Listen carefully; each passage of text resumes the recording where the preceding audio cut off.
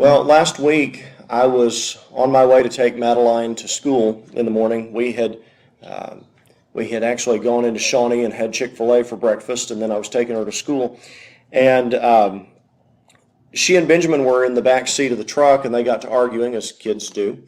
And sometimes it's annoying, and sometimes it's funny, the conversations that go on. And I guess a lot of it depends on my mood. And that particular day, it happened to be funny, and they'd heard something on the radio talking about Texas, and they were arguing about Texas. They'll argue about anything, but they were arguing about Texas. And one, I don't remember who said what, but one said Texas was part of the United States, and one said Texas was a separate country.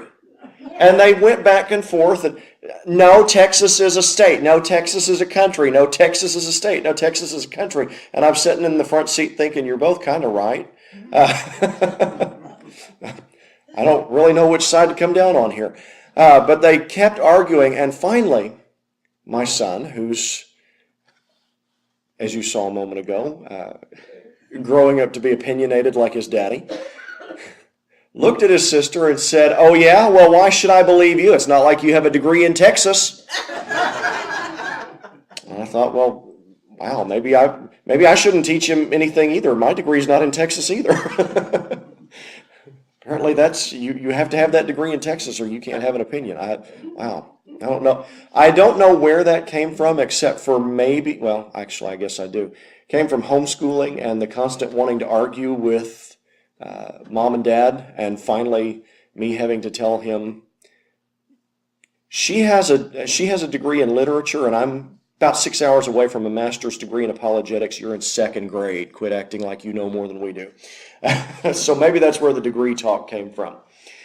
But he was a little skeptical because his sister didn't have a degree in Texas. And so he said, "Why should I believe you?" And that's a pretty common question. Why should I believe you? Even if we don't come out and say those exact words, you see people arguing with each other on Facebook, and one will say something, "Oh yeah, well, you know, how do I know you know what you're talking about?" We tend to be skeptical anymore of anybody who tries to speak with authority. We tend to be pretty skeptical of those who sound like they think they know what they're talking about, especially if we don't know their qualifications. And so the question, "Why should I believe you?" is a pretty common one, even if we don't use those exact words. And people ask this question about Jesus. They say, "Well, why should I believe him?" We say, you know, this is what God's word says, this is what I believe, this is right, this is wrong, because that's what God's word says, this is what Jesus taught. And a lot of times the response, even if it's not these exact words, the response is to question his authority and say, "Well, why should I believe him? Why should I believe what he has to say?" And I hate to break it to you, Jesus doesn't have a degree in Texas either, but he's still abundantly qualified to speak on all the issues that are meaningful to our lives. But the question has often been, why should I believe Jesus? They ask it now, and they asked it in his day. And we're going to start a series this morning on, as I mentioned to you earlier, on some of the questions that people asked Jesus during his ministry. Now, I'm not going to go through every question. I sat down and tried to make a list of every question that Jesus was asked in his ministry. Let me tell you, there are a bunch. There are a lot of questions. And then you put on top of it that there were times that people came to Jesus and they asked a question without asking the question. You know, they were trying really hard to not ask him something, but they came to him seeking an answer. I count that as a question as well. And so you get right down to it, a lot of people wanted answers from Jesus. And I looked at this long but not complete list of questions that Jesus was asked, and I picked out 4 that I thought still were, I think they're all relevant today, but I picked out 4 that I think are maybe the most relevant, at least in my view of it. The ones that people are still asking today, the questions that people are still asking of Jesus, or if he walked in physically, that people would want to know from Jesus, both in the church and outside the church. And so as we're going to look at these questions, some of which are still being asked today, his answers, we need to realize that Jesus' answers, the answers that he gave the people during his earthly ministry, are still just as relevant today as they were 2,000 years ago, and they're still just as needed today by the people who are asking those questions as they were needed 2,000 years ago by the people who first asked them. And this morning, I want us to look at this question, why should we believe you? And for us to look at that, we need to go to Matthew chapter 12. If you haven't already turned there with me, we're going to look at Matthew chapter 12 and a question that was asked of Jesus. Starting in verse 38, it says, "Then certain of the scribes and of the Pharisees answered, saying, Master, we would see a sign from thee." Now, if you look at verse 38, grammatically it's a statement. Okay, you won't see a question mark there. It's a statement. We want to see a sign from you. But sometimes statements are really questions, aren't they? If you don't know what I'm talking about, well, you probably don't have a wife if you don't know what I'm talking about, and have never had a wife if you don't know what I'm talking about. Well, I've learned that when my wife says, "I need someone to change the baby," that is not a statement of fact. And, "Oh, that's interesting," is the wrong answer. No, I've never looked at her and said, "Oh, that's interesting." But I've learned that is not a statement of fact. I need somebody to change the baby. That she's just telling me because it's true. What that really is a veiled question. Would you please change the baby? By the way, also, she's learned from dealing with me, don't ask, "Would you like to change the baby for me?" Because the answer is no. Will you change the baby? Yes. That's a different question. Will you? Yes. Do I want to? No, but I will. Okay, so we've gotten very specific about our questions around the house. But it's a veiled question. When they come to him and they say, "We would like to see a sign from you," they're looking for an answer. They're coming to him with a question in the form of a statement. Sort of like reverse Jeopardy here. They're asking for a sign. And what they're asking for a sign of is they're saying, "Prove to us that you're the Son of God." Okay, you're the Son of God, prove it.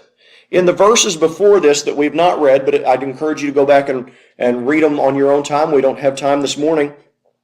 But in the verses just before this in chapter 12, they were accusing him just before this of working for Satan. Let me say that again. They were accusing Jesus of working for Satan. And he argued because he had cast out demons, and they said he was doing it by the power of the devil. And he argues with them and says, "That's impossible. That's ridiculous to think that I would cast out demons by the power of the devil." And in that conversation is where the principle and the statement comes from that a house divided against itself cannot stand. That didn't come from Abraham Lincoln. He borrowed it from Jesus. So Jesus was saying, the devil doesn't work against himself. It doesn't work that way. He argued that it was impossible. He told them instead, "I'm working for my Father. I'm his son, and I'm working for him." And so they came back at Jesus, and when they said, "We would see a sign from you," what they were saying was, "Oh yeah, prove it. Prove it. We want to see proof." And when they said sign, they're talking about something miraculous. And they're not looking for a birth certificate.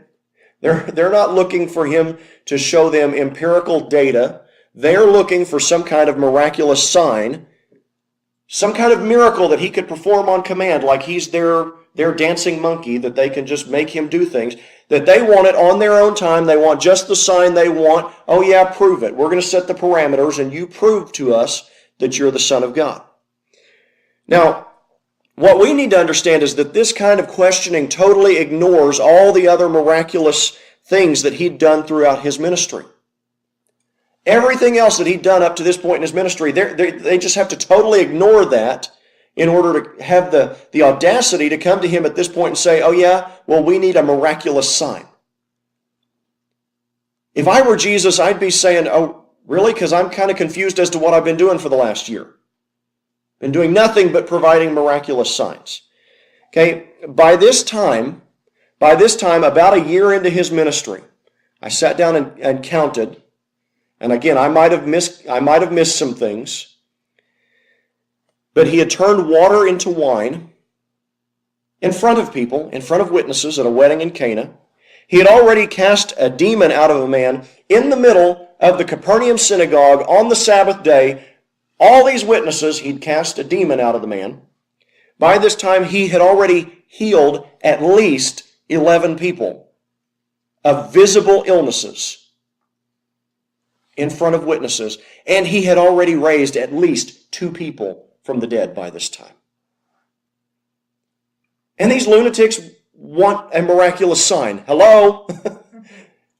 It's right there for you. It's right there for you. If they didn't believe Jesus, by this time, it wasn't because of a lack of evidence on Jesus' part. It was because of an abundance of stubbornness on their part. It wasn't because Jesus hadn't shown it. It was because they didn't want to see the evidence that was in front of them. So if we look at verse 39, he gives the answer. Up to this point, verse 38, they've asked the question. Now 39, he comes back with the answer.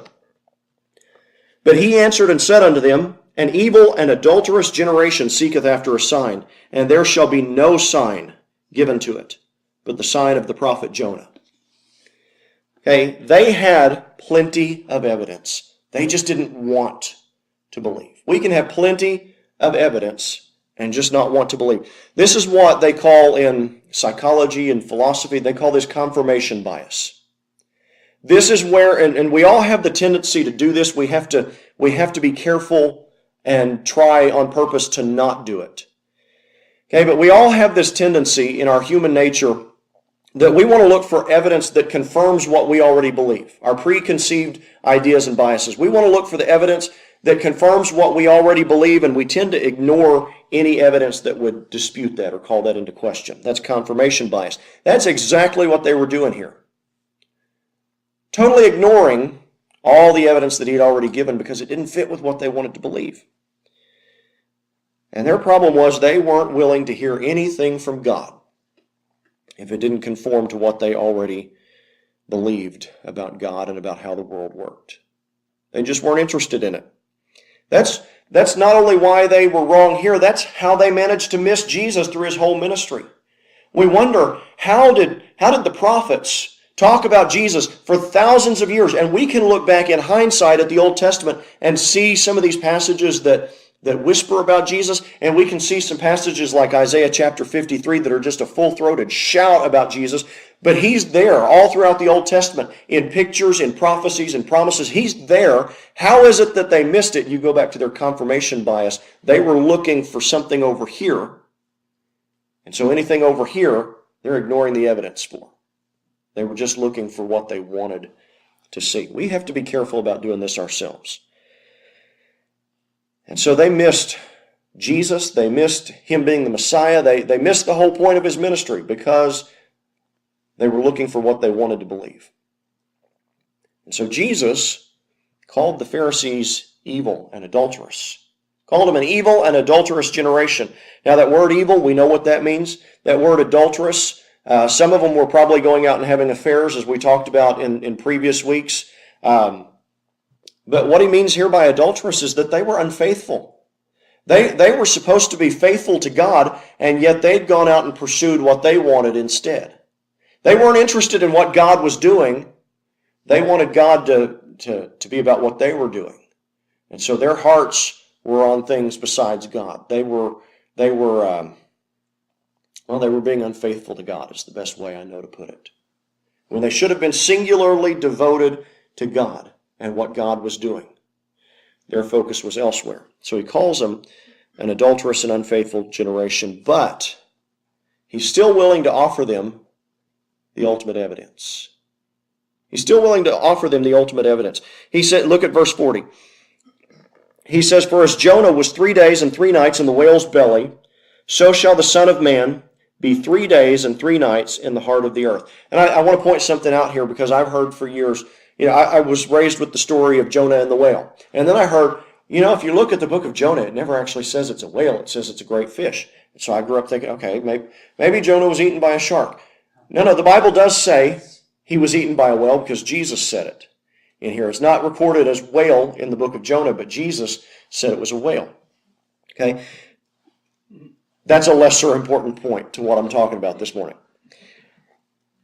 It says here, Jesus is comparing himself with the prophet Jonah. And just like Jonah was eaten by this animal, he was eaten by this whale, and he was presumably dead and gone. I mean, anybody that would have seen him get swallowed alive by this whale probably thought, he's dead. There's no surviving that one. Still, God made the whale spit him out after 3 days. Alive.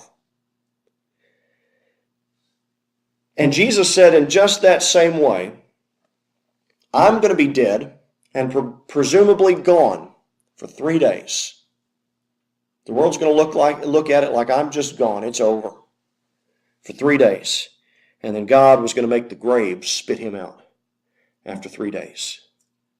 The book of Acts says that he loosened the pains of death because it was not possible that he should be holden of them.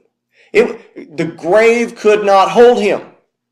It could only hang on to him as long as God the Father said, and when God the Father said, give him up, the grave had to spit him out after 3 days, and he was alive again. And Jesus said that was the evidence. That was all the evidence they get.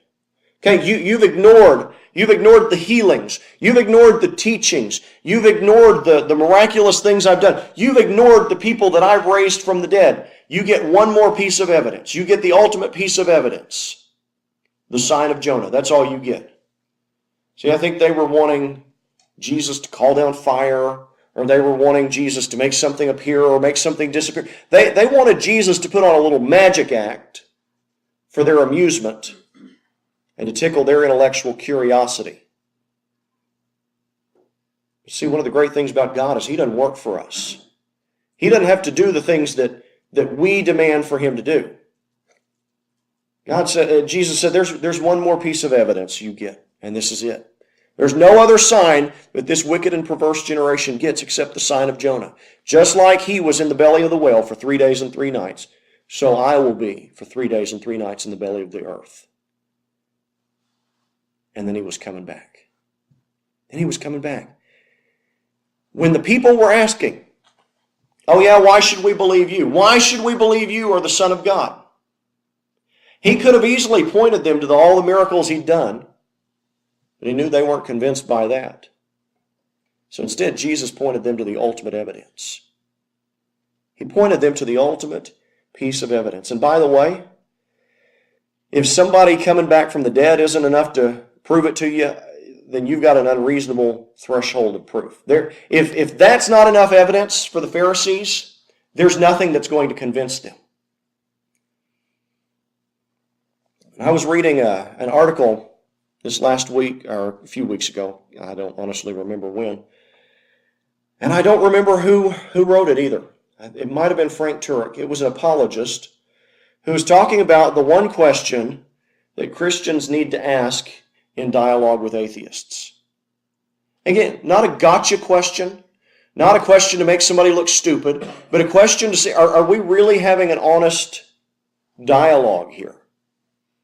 And the question we need to ask is, what evidence could convince you that God exists? What evidence could convince you that Jesus Christ is the Son of God? What evidence would it take to convince you that this is all true? And if the answer is, well, there's no evidence that I'd be willing to look at, you're not having an honest discussion. What you're doing is you're dealing with somebody like the Pharisees that say, no, I just want to see what I want to see and I want to hear what I want to hear. But if somebody says, this evidence, this would convince me, okay, now we're somewhere where we can have an honest discussion about what you believe and what I believe. And I think those things are constructive. I think those are good things. If we were to ask the Pharisees, what would it take to convince you that Jesus is the Son of God? I honestly believe they would have said, there's nothing that can convince me. Because if the sign of Jonah, as Jesus calls it here, his resurrection couldn't convince them, there's nothing else. There's nothing bigger than that was going to convince them. I know that, I'll get to that in a minute. The evidence that he provided, the resurrection, and by this time he's pointing to it in the future. It hadn't happened yet, but we also know the Pharisees didn't believe after it happened. But what Jesus was saying, if you want to know whether you should believe in me or not, here's the ultimate evidence, my resurrection. Folks, we need to know on this side of it, we need to know for those asking the question today, that resurrection really happened. That resurrection is one of, if not the best, attested facts in ancient history. And a while back, I took 4 weeks to go with you through the evidence for the resurrection. I want to give you just the highlights this morning because I don't have time to do 4 weeks today. We'll be here all day. But I want to give you just some highlights about some reasons why I believe that this is true. Okay, and as you may remember, I've distilled all this down into 4 facts. That if these 4 facts are in fact true, then Jesus is the Son of God, the resurrection's true, all of this happened. I mean, it makes the case for everything as far as I'm concerned. The first fact is that Jesus' existence and death are historically verifiable. And I've got more information. If you want my more detailed notes, I can get those to you later. But this morning, I have to tell you, there are ancient sources from around the time of Jesus' life, both Christian and non-Christian, who attest to the fact that Jesus Christ was a real historical figure who taught, who ministered in Galilee and in Judea, and who got himself killed. They document his life and his death, and most modern scholars accept that. When people say, oh, Jesus was a myth, that's not coming from historians. Historians accept that he was a historical figure, even if they don't believe that he was the Son of God. And just a few of the ancient ones from around the time of his life that document his life and his death. Pliny the Younger, the Roman historian, wrote about him. Suetonius, a Roman historian, wrote about him. Tacitus, a Roman historian, wrote about him. Josephus, a Jewish historian writing for the Romans, or working for the Romans, wrote about him. Marabar Sarapion, an Assyrian, wrote about him. The Babylonian Talmud, a Jewish book, really hates him, but writes about him as a real figure. Lucian of Samosata, a Greek satirist, wrote about him. I mean, they all accept the fact that he lived and he died. And I've read recently where an atheist even says, people complain about there's not that much evidence and not that much writing about Jesus. He was a carpenter who started a small following in the backwoods of the Roman Empire. How much writing would you expect there to be about him in his day? I mean, I think this is pretty good that there are this many people that attest to his life and death. We know that Romans crucified the worst offenders, just like the Bible describes. We know that Jesus probably would have been considered one of those worst offenders because he was a threat to Roman security. The Jews were about to have a riot, and Romans, like my wife, like order. Okay? They like order.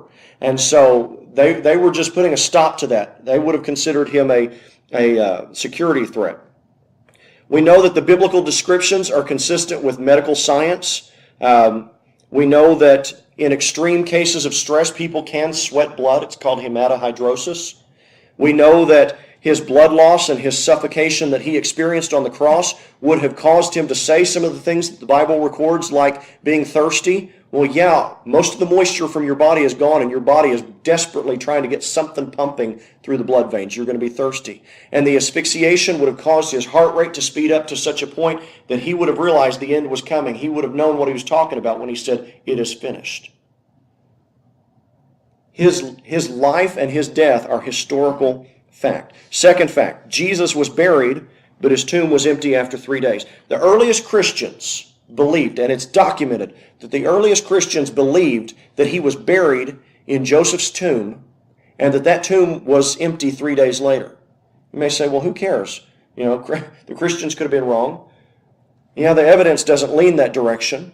And it certainly wasn't a legend if within 3 years we know that they are preaching this, that he was buried and rose again. It's part of their creed of the earliest Christian church. Within about 2 or 3 years, it's documented that that's what Christians believe. There's not time for that, for a legend to develop. Okay, they believed it.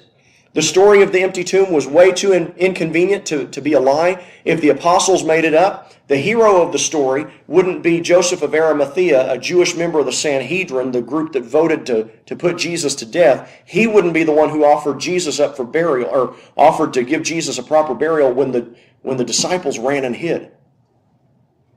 If the disciples made the story up, he wouldn't have been discovered by women while the disciples ran and hid.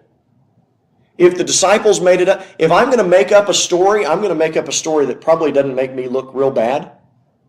The disciples don't come out well in the story. They were the people who walked with Jesus most and believed in his message least, believed in the idea of the resurrection the least, until they saw it with their own eyes. On top of that, there are no plausible suspects to have stolen the body or faked the resurrection. The Romans had no motive. The Jews had no motive. The disciples didn't have the opportunity because of the Roman guards out front. And on top of that, the disciples had no motive because they didn't believe he was coming back. They were as shocked as anybody. And the idea that he just sort of passed out and came back to life when he was in the tomb and came out is ridiculous if you think that he could go through everything he went through and exist for 3 days in a dark, damp cave without medical attention, and then come back and be so healthy that he convinced everybody, I'm alive again. You have more faith than I do just believing in the resurrection. I don't have enough faith to believe that story. They immediately said the tomb was empty. If it was just a mistake, the authorities could have taken the disciples, marched them out to the tomb, and showed them his dead body. From the story of the empty tomb, nobody ever refuted it. Nobody ever came out and said, no, the tomb is still occupied. Oh, instead they said, okay, the tomb's empty, let's cover it up. And the Jewish authorities paid the Roman guards to say that the disciples came and stole the body. Jesus was buried, but his tomb was empty again after 3 days, with no plausible explanation for how it was empty, except for fact number 3. That Jesus was seen alive again after that time, according to numerous eyewitnesses. Numerous eyewitnesses at numerous times, in numerous places, in various combinations of individuals and groups. He was seen by nearly 500 people, many of whom are named by name. Well, I guess not the majority of them, but there were several who were named by name. And you know what? Most of those who were named by, well, all of those who were named by name said, yeah, I saw it. And almost all of those who were named by name were willing to suffer grisly deaths as martyrs rather than deny that they ever saw it. And nobody from these groups of 500 came out and said, that's not true. He didn't appear to us there. You know how I know that? That nobody came forward like that? Because it would have put a stop to the rumors right then and there. You and I probably would never have heard about this Jesus who allegedly rose again from the dead if they'd put a stop to the rumors right then and there, as people said, no, he's still over there. I never saw him alive. He's still buried over there. We know that it was a physical resurrection because some of them touched the prints of the nails in his hands. They ate with him. We know that it was a real resurrection, not an imaginary resurrection, that idea that it was a mass hallucination. That's not how hallucinations work. Read what some psychologists say about hallucinations. You don't all typically hallucinate the same thing, and you have to be primed for hallucinations. Again, the disciples didn't think he was coming back. They thought it was over. They were not the best candidates for hallucination. And even if they weren't all going to be seeing the same thing. It was a real, not an imaginary resurrection. And fact number 4, Jesus' resurrection led to changes that cannot be otherwise explained. For big changes to happen, a lot of times it takes a big cause. And there were earth-shattering changes after Jesus' resurrection. Now, I've made a long list of them, but I'm going to give you 4 of the top ones today. First of all, the disciples who were so scared, and they were hiding, and they were running after the crucifixion. After the story of the resurrection, suddenly these men are bold. I mean, these men are ready to charge hell with a squirt gun, And 10 of the remaining 11 apostles, as I said, died as martyrs. Because the world said, if you stick to this story about you saw Jesus again alive from the dead, we're going to kill you. And they said, go ahead. We're not going to lie and say we didn't see him. We know he rose from the dead. We know that there were skeptics, hardcore skeptics who were converted. One of those hardcore skeptics was Jesus' half-brother, James. And James, we see in the book of Acts, we see in the Gospels, he didn't believe Jesus was the Son of God during his lifetime. But we see in the book of Acts, James is one of the leaders in the church in Jerusalem. What happened? The resurrection. What would it take to convince you your brother was the Son of God? Julie, be nice. It takes something pretty big, right? Jesus rose from the dead. We know that there were observant Jews who walked away from their old way of doing things, of the sacrifices. They walked away from the observance of the law. They walked away from all the things that they had been raised for generations to think were going to get them to heaven, that were part of their very identity, who they were as a nation. They walked away from those things. Why? Because they'd seen Jesus raised from the dead. And then I think this is incredible. But the message of a poor carpenter, an itinerant preacher, a nobody, from some backwater of the Roman Empire, a message about following him, following this nobody. Please understand, I don't mean that disrespectfully. I mean from the world's perspective, a nobody exploded. His message exploded, and suddenly people all over the Roman Empire and all over the world, up to this day, people are following him. There were lots of other nobodies who claimed to be the Messiah, but people today are still following him. Inexplicably. It can't be explained other than the fact that somebody saw him alive again from the dead. Folks, his resurrection is a historical fact. And it changed everything. And so he gave that to them as the ultimate evidence, this resurrection. And if we look at verse 41 now, we see that others were willing to believe God even with less evidence than the Pharisees had. Look at verse 41. The men of Nineveh, Jesus said, shall rise in judgment with this generation and shall condemn it, because they repented at the preaching of Jonah, and behold, a greater than Jonah is here. He reminds the Pharisees that the pagans in Nineveh, they didn't have some great evidence. They didn't have some miraculous signs. All they had was somebody who got thrown up by a whale on the beach and walked in, presumably still smelling like fish guts, and begins to preach that God's going to destroy the city. And the people repented. The people repented. With just that little evidence, just that guy's preaching, they repented because they were ready to hear from God. And so he says the Ninevites, these pagans, could stand in judgment over you because they repented while you remain hard-hearted. He said because there's somebody even greater than Jonah. There's a prophet, there's a messenger from God even greater than Jonah who's in your midst. He gives another example in verse 42. He says, the queen of the south, we know her as the queen of Sheba, shall rise up in the judgment with this generation and shall condemn it, for she came from the uttermost parts of the earth to hear the wisdom of Solomon, and behold, a greater than Solomon is here. Solomon was wise because God gave him wisdom. So people came to seek godly wisdom from Solomon. The queen of Sheba traveled for thousands of miles to come and hear a word from God from the mouth of King Solomon. This queen was willing to travel all that way because she wanted a message from God. And Jesus said she could stand in judgment over you because she's willing to hear from God with less evidence than you are when you've got somebody greater than Solomon standing in your midst. The Pharisees had not just a messenger. Okay, Jesus he brought a message from God. He was a prophet, but he wasn't just those things. He was the Son of God, and he was the Messiah. They had God in their midst, but they weren't willing to hear from him because they didn't want to believe. They had more evidence than these other people, but they didn't want to believe. So why, again, we go back to this original question, why should somebody believe in Jesus as the Son of God? Well, he gave us, there's a good answer in the miracles that he did throughout his life.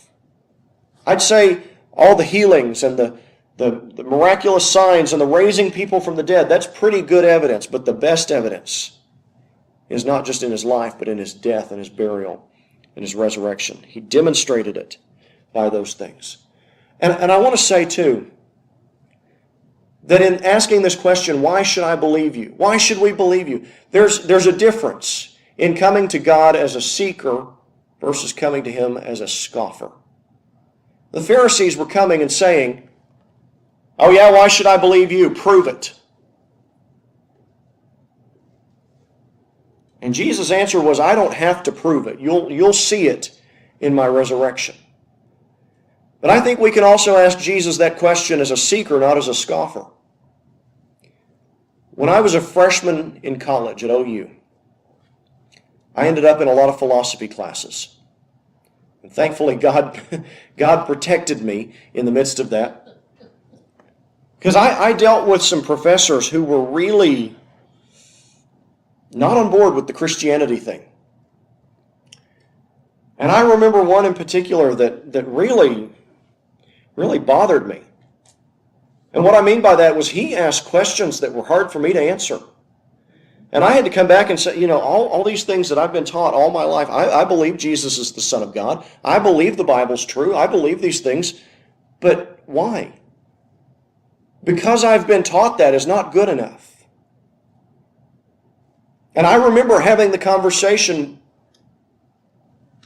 why should I believe you? Not from a standpoint of, I don't believe you.